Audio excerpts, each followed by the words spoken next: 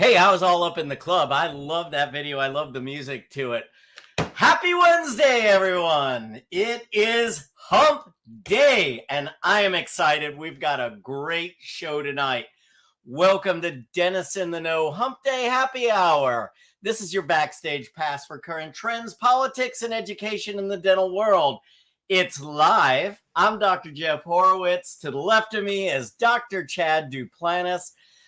Jennifer Bell is frolicking over there with the, I believe, with the Queen in London. So JV's having a great time over in England, and we wish her a terrific vacation. We're going to miss her tonight, but Chad and I are going to try to hold everything down here for you, and it's great to see you. Tonight's show is brought to you by Q Optics and Quality Aspirators, our educational partners. So thanks to them. Anyhow, I do have just two little tidbits of news that I thought I'd share. The news this week is rather not so good. But one of the things that I thought was really interesting is one of the companies that we are very good friends with, Voco. We're friends with Life, Nicole. If you look back last year, we did a charity deal for Russ Perlman's daughter, who's also with Voco. But Voco just announced that they partnered with Team Smile, which is dedicated to the oral health of underserved youth in America. Voco has decided to establish an ongoing material sponsorship that includes restorative and preventative materials, as well as a presence at local Team Smile events in support of the dental professionals who volunteer their services. And I just think that that's fantastic because, you know, if you've ever volunteered your services, my business partner, he travels abroad every year and volunteers his services in several places. But, you know, I think it's really cool that Voco's partnered with them to provide materials and presence for dentists who volunteer their time. So take a look into Team Smile. I think that's just really fantastic. I was also looking for news tonight, and I came across, it was on the ADA news, it was on Dentistry Today's news, but it was an article that came out and it was talking about ways to improve your current dental practice. And, you know, they had some simple steps that you can follow. And I thought this was just something to look back upon and maybe just, you know, something that we could all benefit from. The first is what they call a SWOT analysis, SWOT, where you help identify your clinic's strengths, weaknesses, opportunities, and threats. The second would be employee training. Make sure that you all are taking the appropriate amount of time to continuously train your employees and your team members and make sure that they're up to date on the latest procedures and techniques. The third, which Jeff and I are both very, very passionate about, is investing in new technology.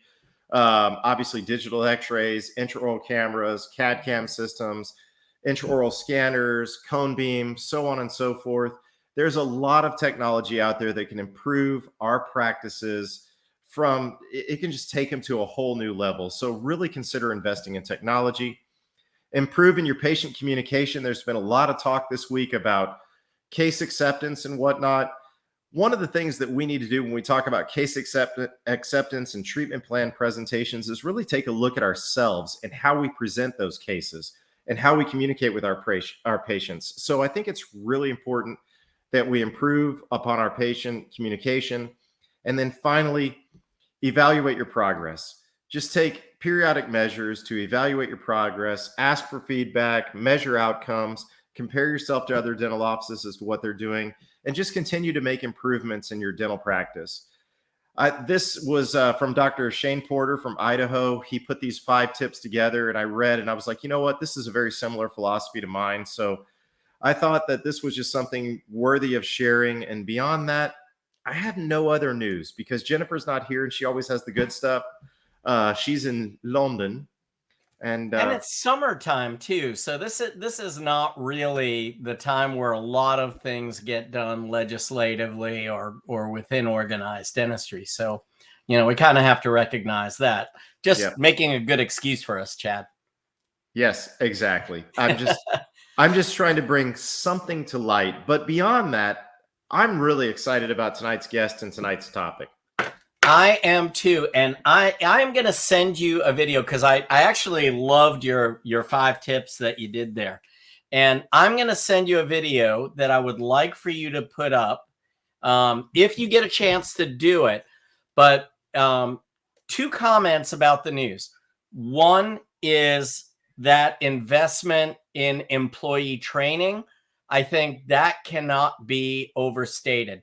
And that includes not just training them, but as you said, Chad, ongoing training to keep them up to date, which means reach into your pocket, pull out your credit card, and pay for some CE for these people as well, because not only does that bring them up to date with the most current things, it also creates a sense of community within your own practice when you get to hang out somewhere else, away from the practice, away from the patients, and learning together. It totally builds the team. So that's something I can't say enough. But the video I want to send you is actually about technology. And it was a segment that I saw on the news, and they were talking about what a lot of small businesses are doing to survive and thrive in this post-COVID era. And one of the things that they talked about, it was a financial expert, and one of the things he talked about for small businesses was that need to invest in technology, and that's what's going to separate you from the rest of the pack. So I couldn't agree with you more, Chad. I think that was a great segment.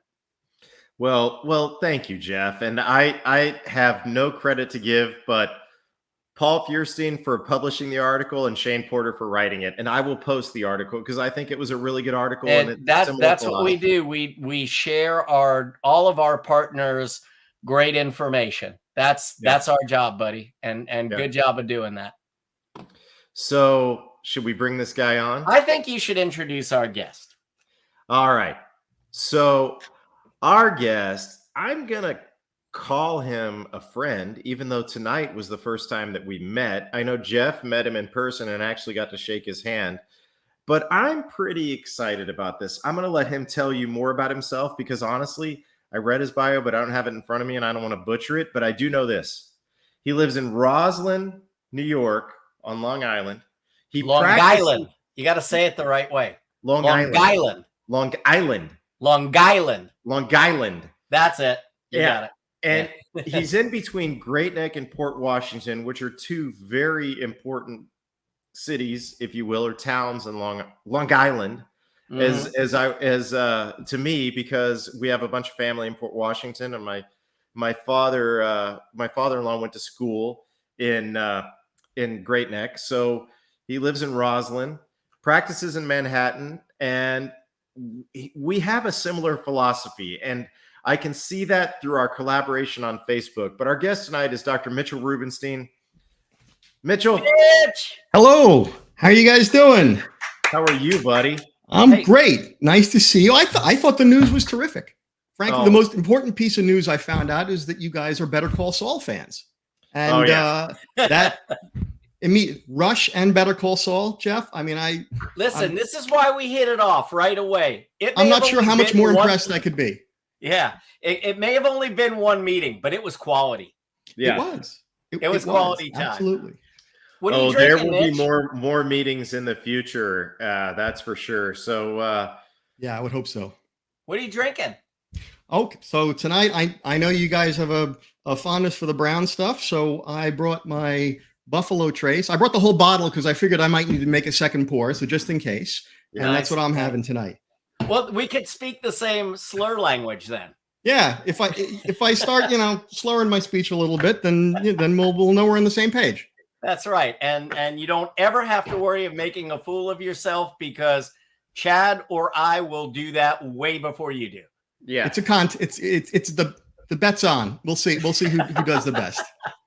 So Mitch, one of the things that we hear on social media all the time is this argument between, should I go fee for service or should I continue working in network with these companies that I'm working with.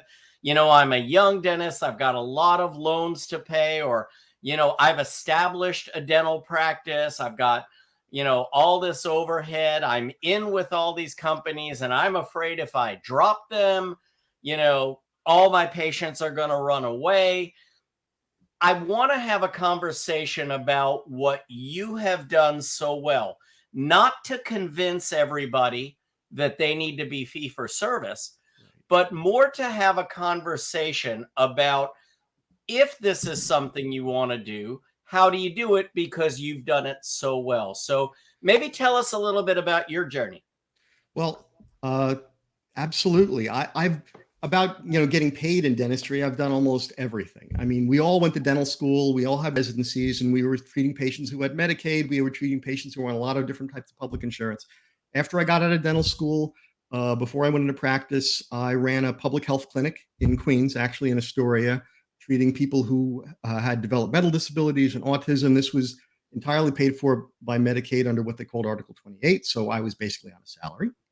And then I had a job as an associate for a dentist, guy named Stephen Gould in the Bronx. And this was a completely union-based plans. There was some Medicaid, almost every plan in the book. And I did that for a while. And then I went into practice with my father, who was my mentor. He was a great restorative dentist.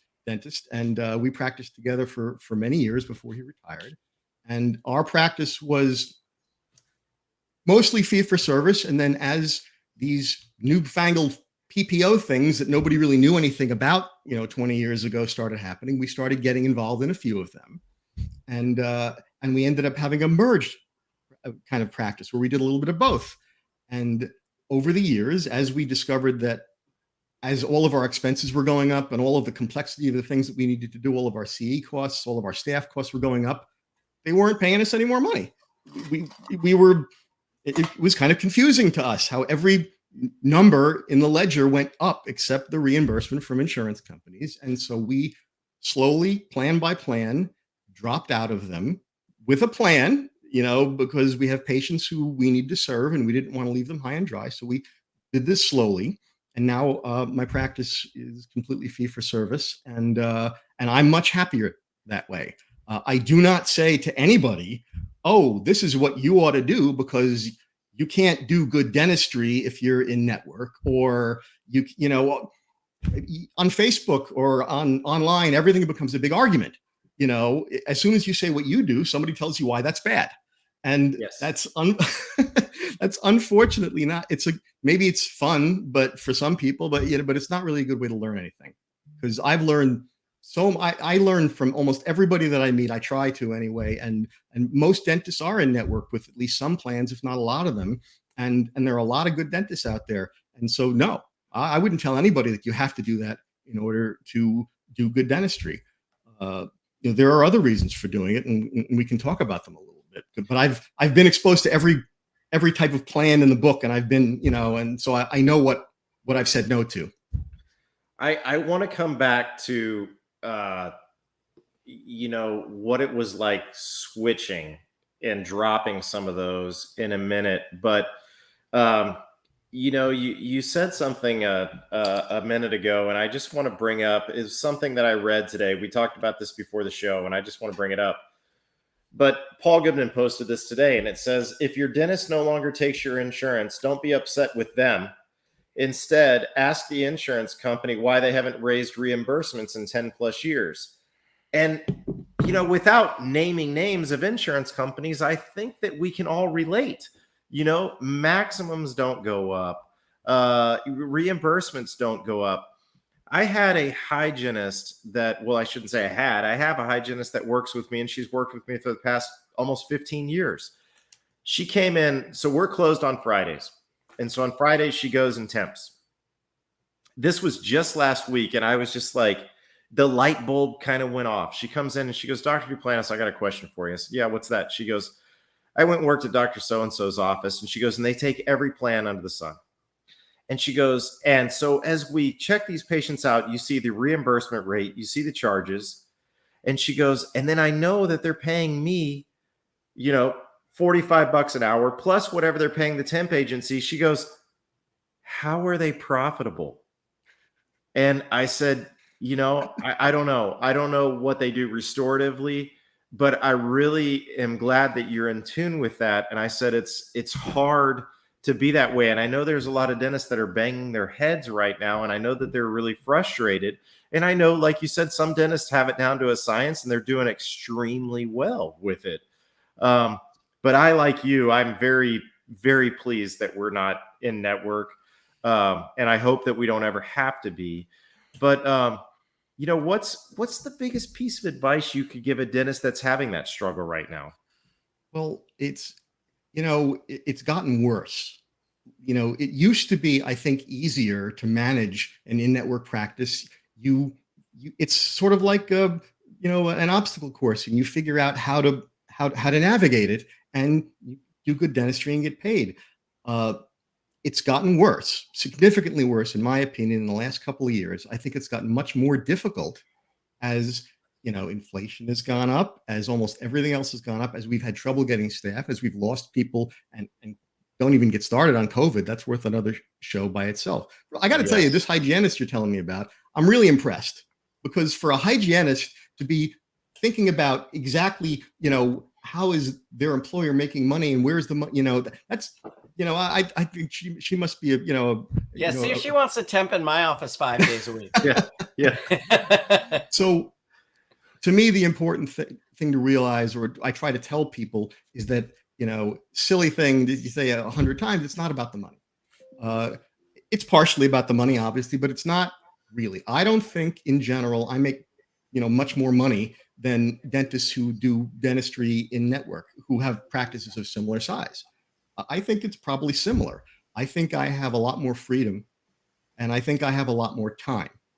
And to me, freedom and time to practice in the way that I want without having to second guess how something is going to get reimbursed or interpreted by an insurance company is a huge weight that is lifted off of my head. Now, other people would say, well, but your patients aren't going to get reimbursed. They're going to be upset with, and yeah, it's a communication thing, but I have to, it comes from me. If you're a dentist who wants to go out of network, you have to absorb these things and understand how to communicate about it, but you have to believe that it's okay.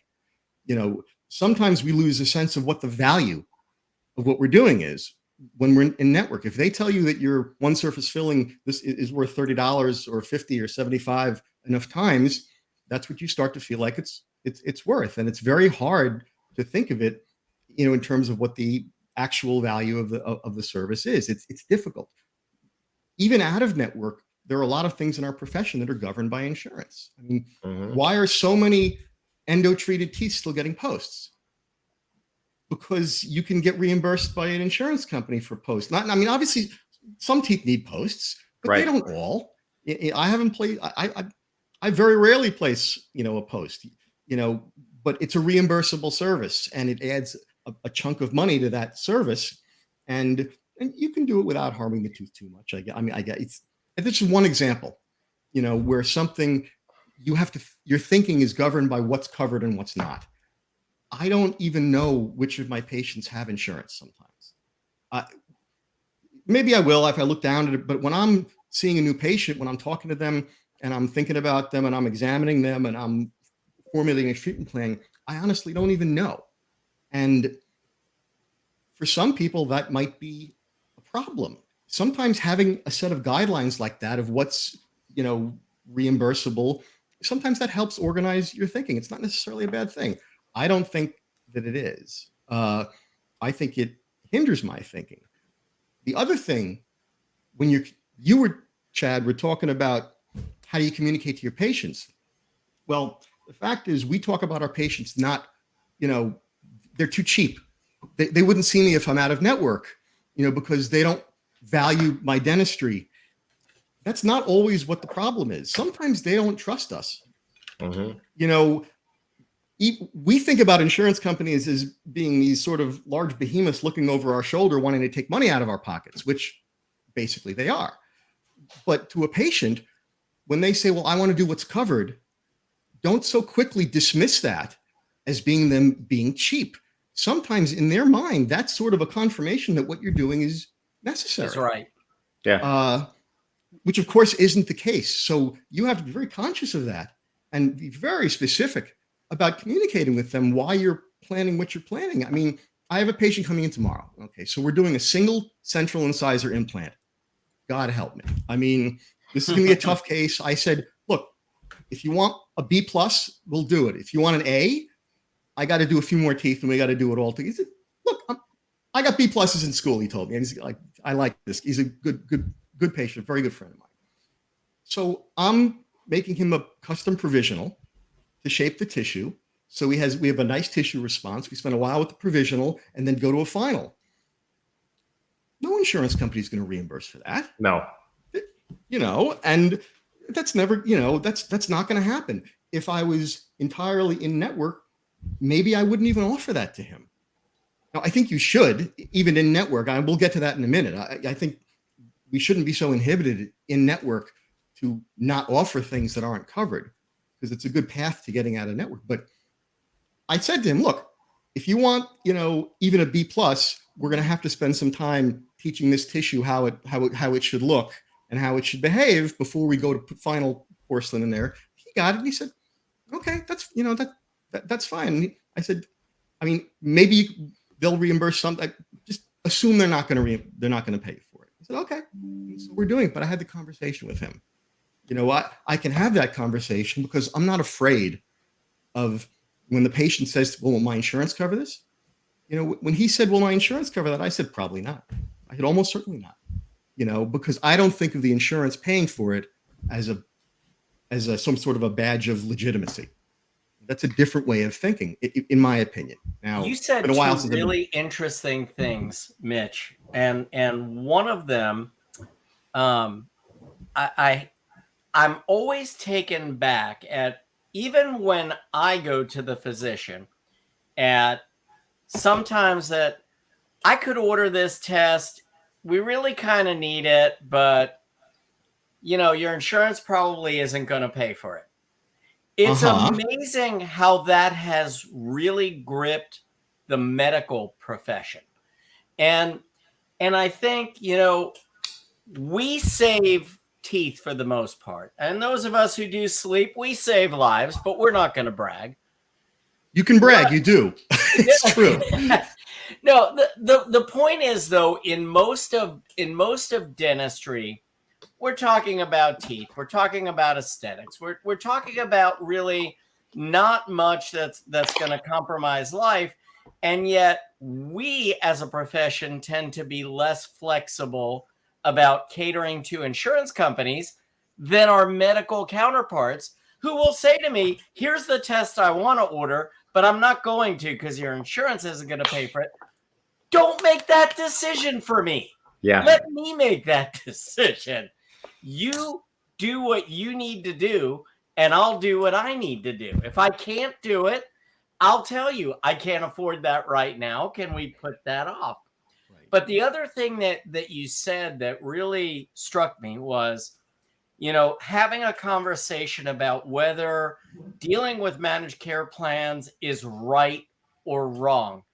And what you said was very profound. There is no right or wrong. It's not right to be fee for service. It's not right to accept managed care plans. It's about what's right for that particular dentist.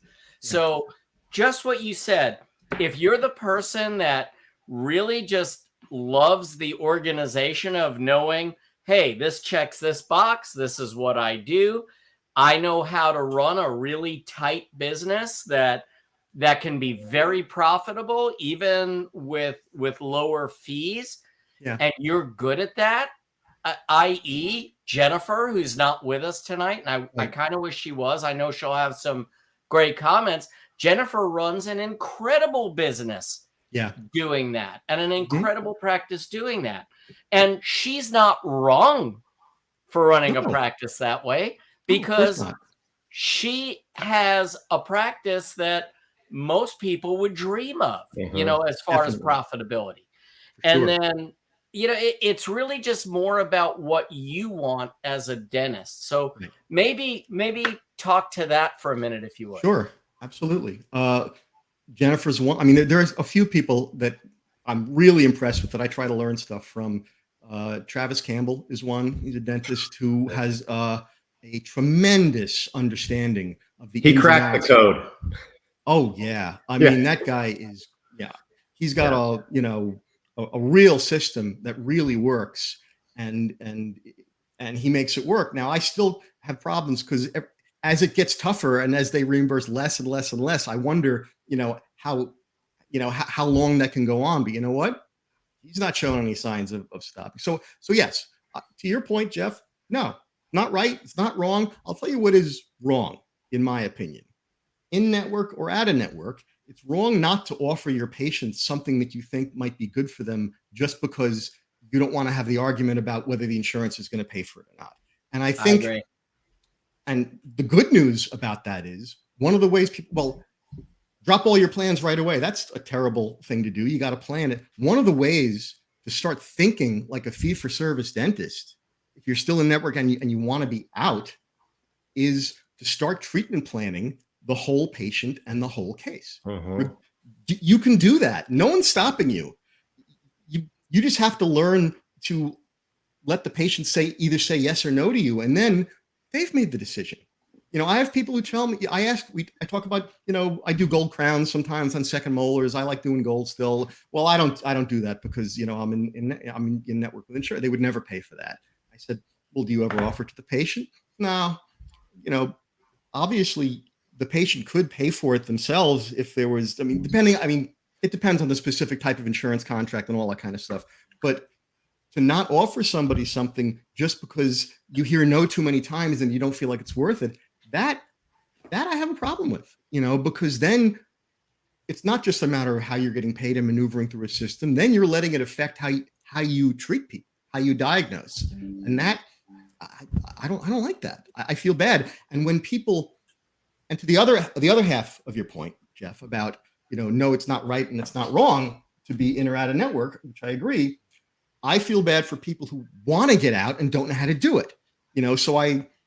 If you don't like being in network, you don't like having to jump through those hoops, if you don't like having to have your staff spend hours on the phone essentially as free labor, for doing the insurance company's job of figuring out who's, of figuring out all that stuff they have to figure out.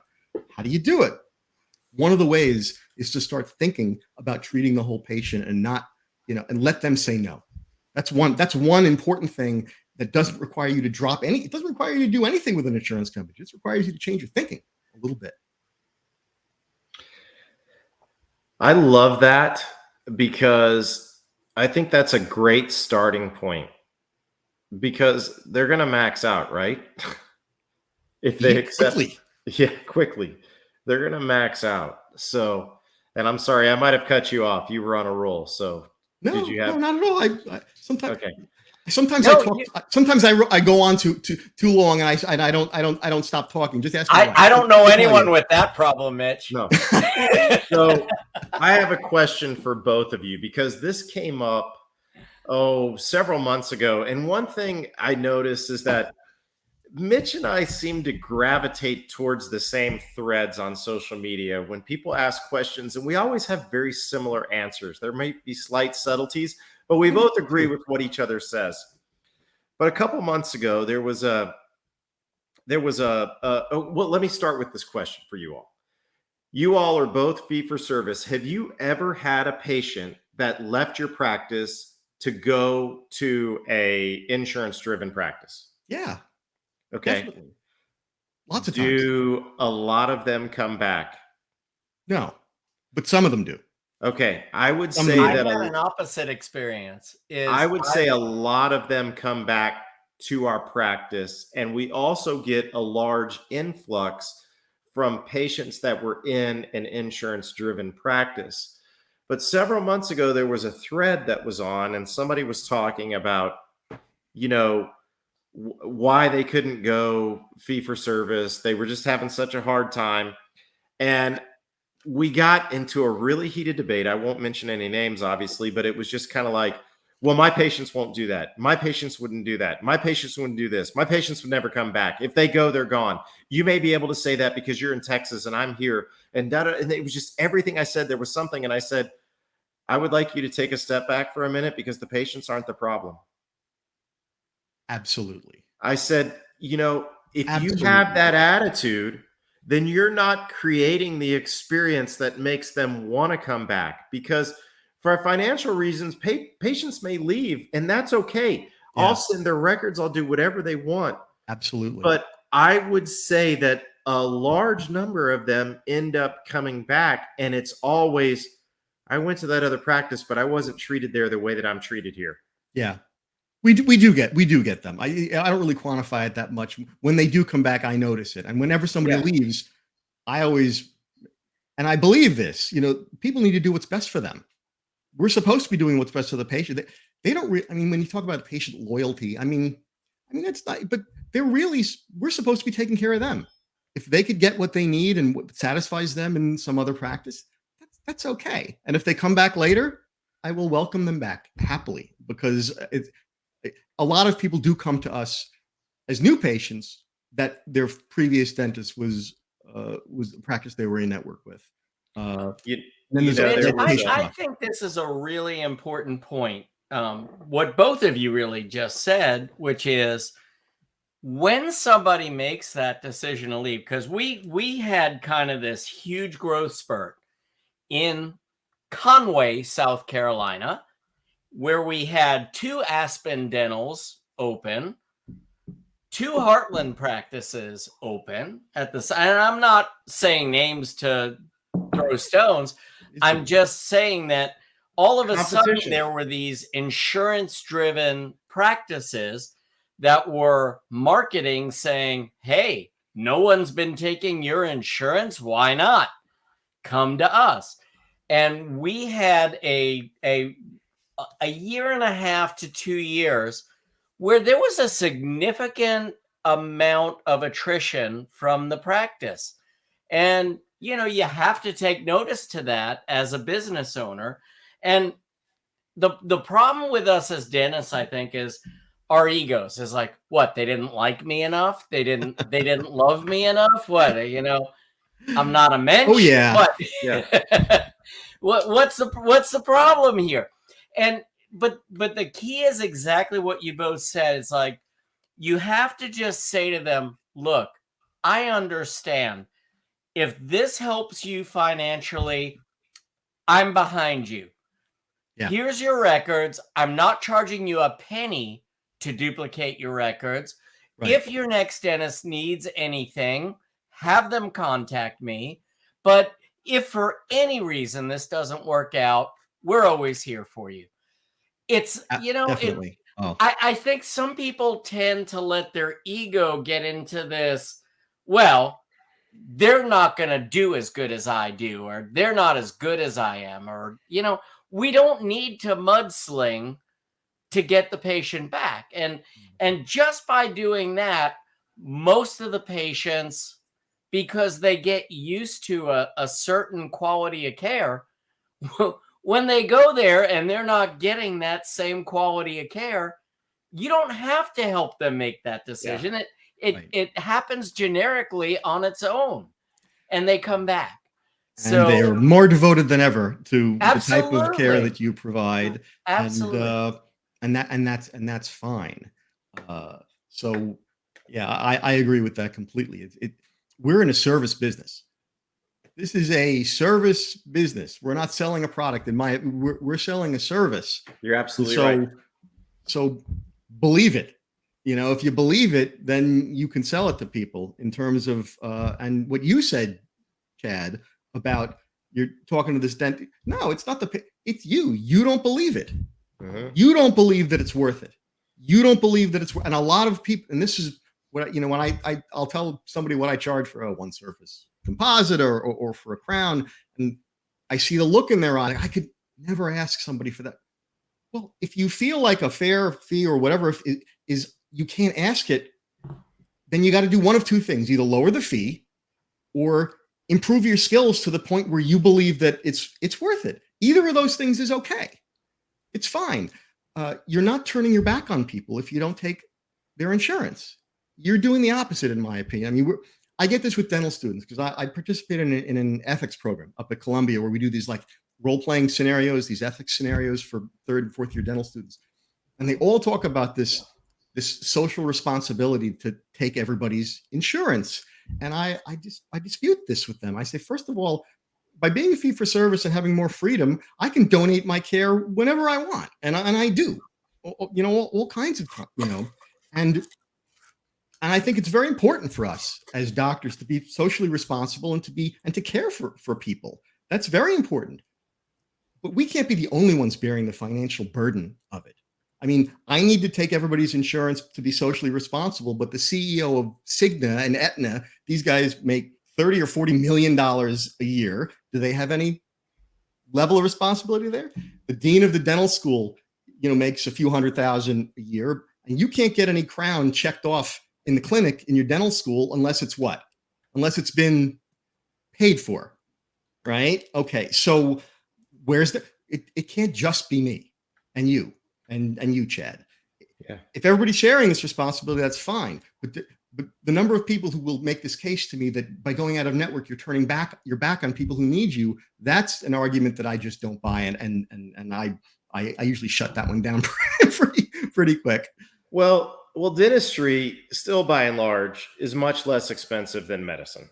Yeah. And what people don't realize is dental insurance and medical insurance are two completely different animals.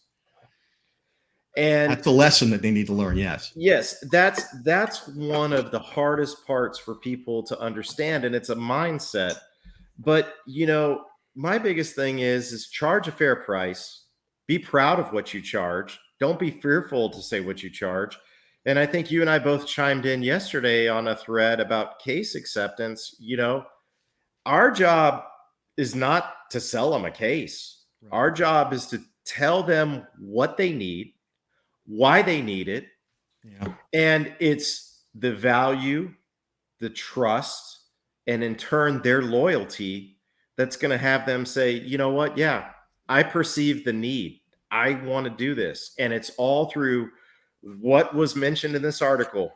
They notice everything that you put into your practice, but most importantly, you've got to be a good communicator. Absolutely. Because the insurance company is a good communicator. They have extremely talented PR people. They have great messaging. They're giving people everything. And those darn greedy dentists who want an extra $5 for a fill, that's what we're fighting against messaging wise. Extremely professional, talented messengers who are, in my opinion, a bunch of liars, and they say, as soon as you drop out, they send your patients letters saying all kinds of things about you that are either untrue or so finely, worded to seem like a certain thing that's not. I mean, like their lawyers and PR people must have gone over these letters. That's what we're fighting against, messaging wise. Yes. We have to get good at that. Yeah. And we still file insurance in our practice. Mm-hmm. And I'm glad to do it. I don't have a problem doing it, but we just don't assign to any of the rules and regs. The difference is it's not the money. It's not who pays. Out of network, in network, fee for service. The difference is who's responsible. Yeah. If you're in network, when patients say, this is a messaging thing also, patients say, do you take this insurance? Do you take my insurance? That's a tough question to answer, right? Because we don't hear it the same. What do they mean? I mean, some people will say, well, we'll say yes because, we take the payment from the insurance company and then bill them for the balance. That's not really truthful by saying yes to that. When a patient says to you, do you take my insurance? What they're really asking you is, can I give you this little white card with my name on it instead of money and everything will be okay? And that's just the way they understand it. So no, it's who's responsible for paying. I have patients. I file for some of my patients also. I don't have a specific system, and I have some patients who are corporate, who are, very high up in whatever, that have very good coverage. And for a lot of the preventive stuff, it's paid 100%. Mm-hmm. Some of them who are healthy, they never pay me anything. But the understanding, is both in my paperwork and in our is communication is we'll file it for you. Whatever they don't pay, you're going to pay. And that's the way. So it's, in some cases, I'm not getting paid any differently than somebody else is, but it's who's responsible. When the insurance company doesn't come through, who's responsible? That's the question that needs to be answered. Mitch, what's really interesting about what you're saying is we have this conversation, especially on the sleep and TMJ side, when patients are expecting to have a lot of medical insurance coverage, because I've got to kind of play both roles. So my method is to say, we're going to have two conversations. I'm going to have the conversation about what I think is wrong and what you need. And then we're going to have the conversation about what your insurance company is going to demand and what they're going to pay. Right. And whatever you do is your choice. It is your choice. But we need to have these two distinct conversations. One, what I think and what I think we should do. Two, what your insurance company is going to say and what they are going to do. And they are two completely different conversations. Absolutely. And you bring the sleep up thing up, which is because there is a big difference there, because that involves patients' medical insurance. And this is something actually I'm in the process of learning a little bit more about, because I've been, learning more about it.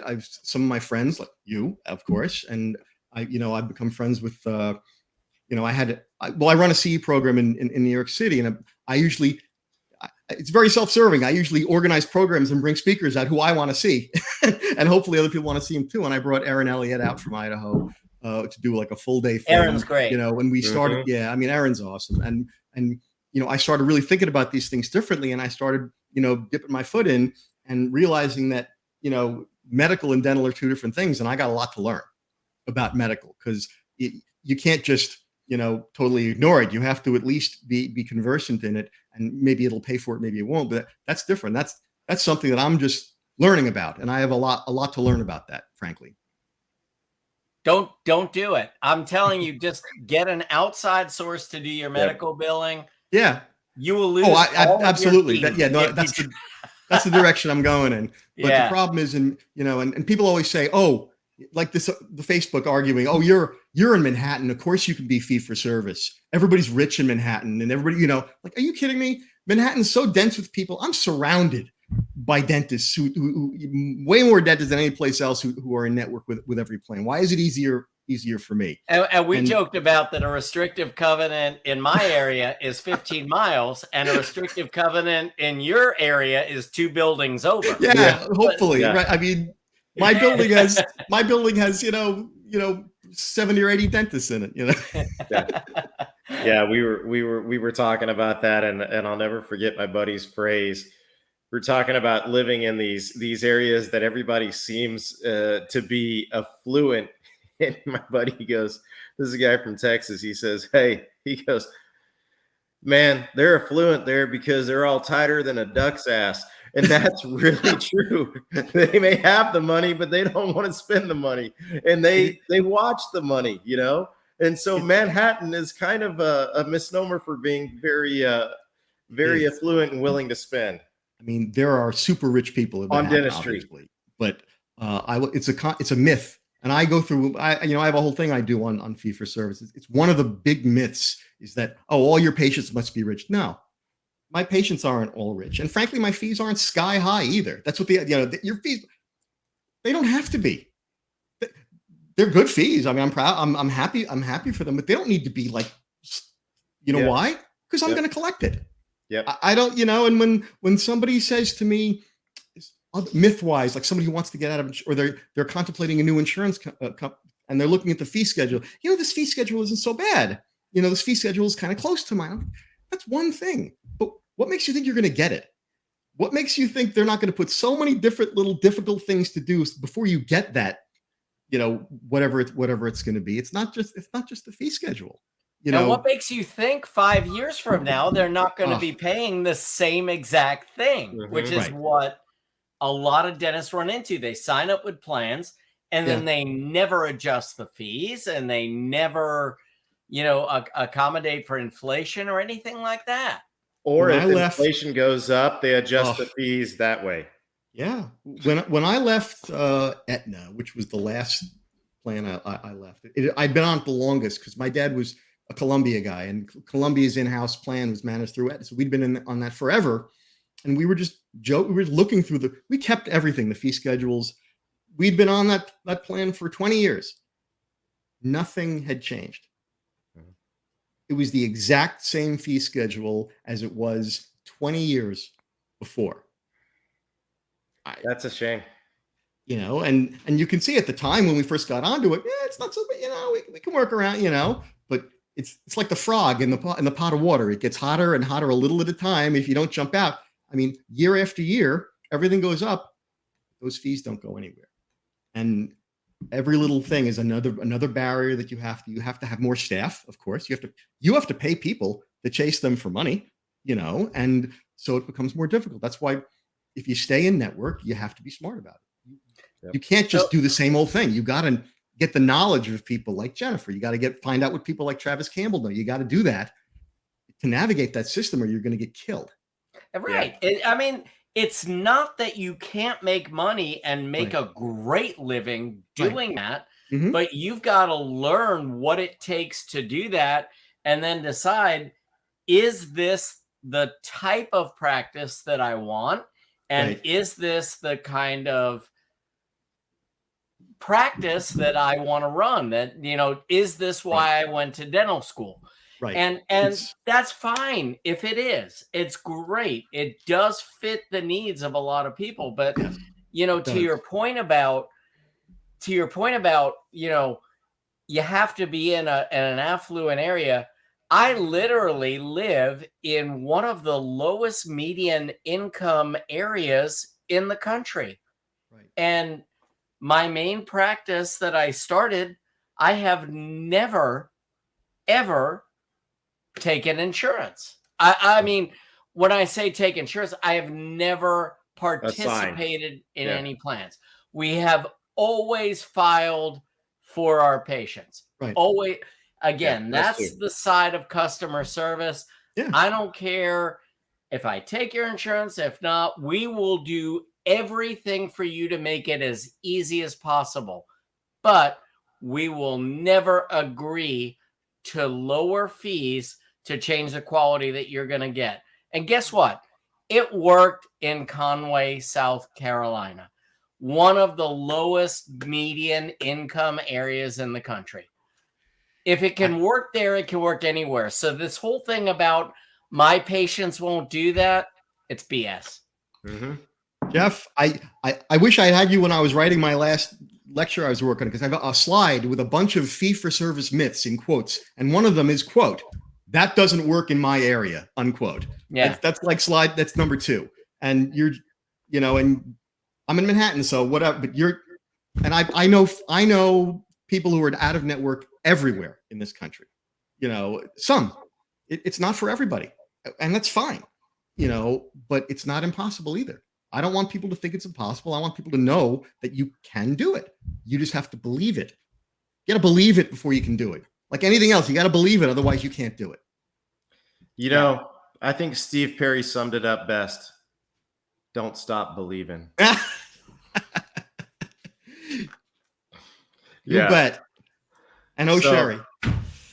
Jeffro, this has been such a great conversation. I think I love it. I could talk this all night, and Mitch is such a great guy, and we totally connected in Philadelphia. I knew he'd be a great guest. He's an awesome dentist. He knows what he's talking about, and the thought process here is that everybody should really figure out what it is that they want out of dentistry and what it is they want out of practice. And then, whatever that is, we have an incredible profession. You can make it work if you follow the right people. Absolutely. And I just want to thank you guys for what you do, because what we need to do is meet more people and like get more knowledge. And, and what you're doing with your podcast and with getting it out there and, is getting more people hooked up with each other and more knowledge. And it's just, you got to keep doing it. Because I've learned, the stuff that I've learned, even listening to your podcast, it's just awesome. Just keep, I love it. Keep going, man. Well, I will say this. I'll close on this. Mitch practices in Manhattan. Jeff practices in Conway, South Carolina, and I practice in Fort Worth, Texas. I think I split the two. Manhattan, lots of competition. Conway, Jeff feels that it's a low median income or knows that it's a low median income. If Mitch can do it in Manhattan with the competition, and if Jeff can do it in Conway, South Carolina with the income level, and if I can do it in Fort Worth, which is a more moderately paced area, I would say that we all can do it. So, folks, don't be afraid to take the plunge. But before you do so, once again, what's holding you back? Is it the insurance companies holding you hostage, or is it your fear of just taking that leap? Because if you take the plunge and you do it the right way, and you're an effective communicator, an effective dentist, an effective educator, it's all going to be okay.